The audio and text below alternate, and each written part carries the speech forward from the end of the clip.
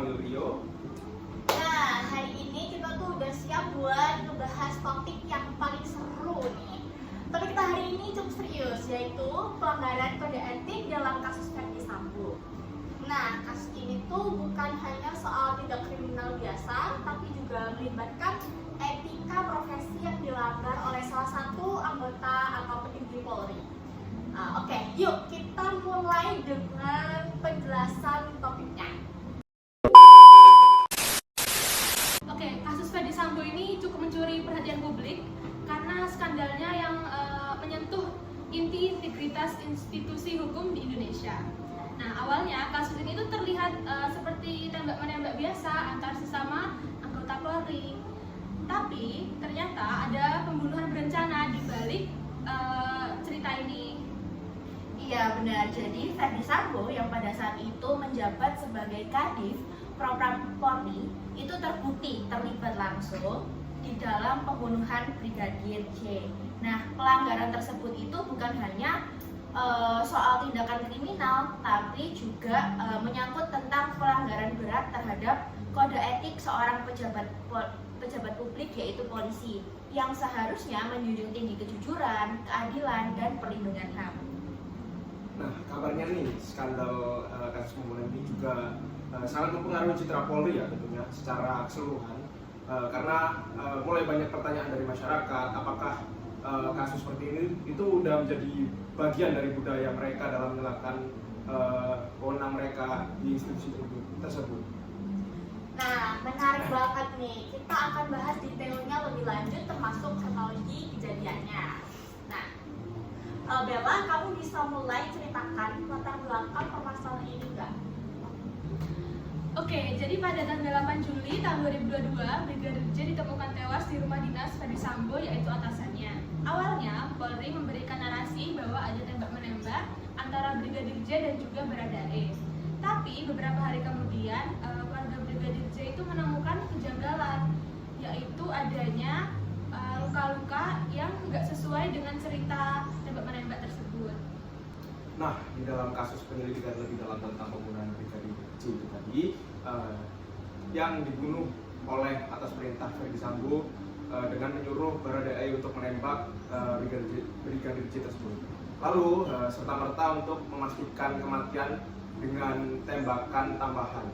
Lalu motifnya sendiri juga ada dugaan terkait perselingkuhan antara Putri Chandrawati dengan Brigadir J.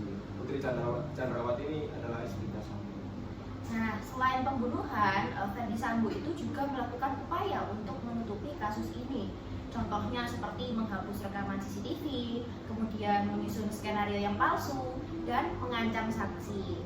Nah, kasus menutupi itu tadi, itu kan juga menambah pelanggaran kode etik dan hukum yang dilakukan oleh Verdi Sambo sendiri. Nah, benar sekali tuh guys. Pada akhirnya, setelah penyelidikan intensif, Verdi Sambo dipecat tidak dengan hormat atau disebut sebagai PTDH dan dijatuhi hukuman seumur hidup.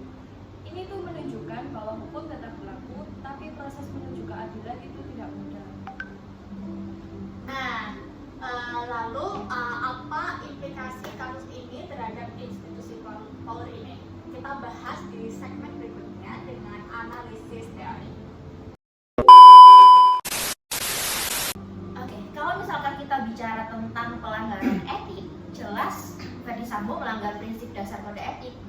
Dan seperti yang diatur dalam peraturan Kapolri, yaitu pada peraturan Kapolri nomor 14 tahun 2011 yang menyatakan bahwa polisi wajib bertindak jujur, adil, menjaga kepercayaan publik, dan juga menghormati hak asasi manusia, di mana Verdi Sambo itu melanggar semuanya. Nah, kalau kita bicara dari sudut pandang teori etika sendiri, secara deontologi, tindakan Sambo ini telah salah karena melanggar tugas moralnya sebagai polisi, sebagai penegak hukum. Dia juga punya tanggung jawab untuk melindungi masyarakatnya,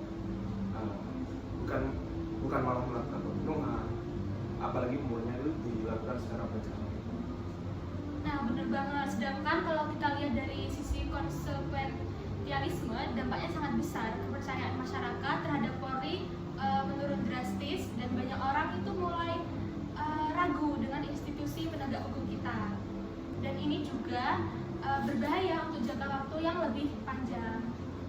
Nah, betul sekali guys. Jadi kasus ini tuh juga menunjukkan adanya moral hazard di dalam tubuh Polri. Di mana seorang atasan itu juga bisa menyalahgunakan wewenangnya juga tanpa pengawasan yang memadai. Ada juga celah besar dengan sistem yang memungkinkan tindakan ini bisa terjadi. Nah, teman-teman, pelajaran penting yang dapat kita ambil dari kasus Verdi Sambo yaitu pentingnya reformasi institusi hukum, di mana perlunya transparansi, akuntabilitas, dan juga kontrol internal yang harus diperkuat supaya pelanggaran seperti ini itu tidak terjadi lagi. Nah, menarik banget nih analisis kalian. Sekarang mari kita simpulkan pembahasan ini. Kita masuk ke segmen 4. Kesimpulannya dari diskusi kita bisa kita simpulkan bahwa kasus Verdi Sambo adalah contoh nyata pelanggaran kode etik yang berdampak sistemik. Ini tidak hanya soal individu, tapi juga budaya dan sistem yang perlu diperbaiki. Benar banget nih, kasus ini juga mengingatkan kita bahwa kepercayaan publik terhadap institusi hukum adalah hal yang sangat penting dan juga sangat berharga. Sekali rusak, itu akan sulit banget untuk diperbaiki. Dan sebagai masyarakat, kita tentunya juga harus terus mengawal kasus-kasus besar seperti ini. Jangan sampai pelanggaran hukum biarkan begitu saja terjadi tanpa ada pertanggungjawaban.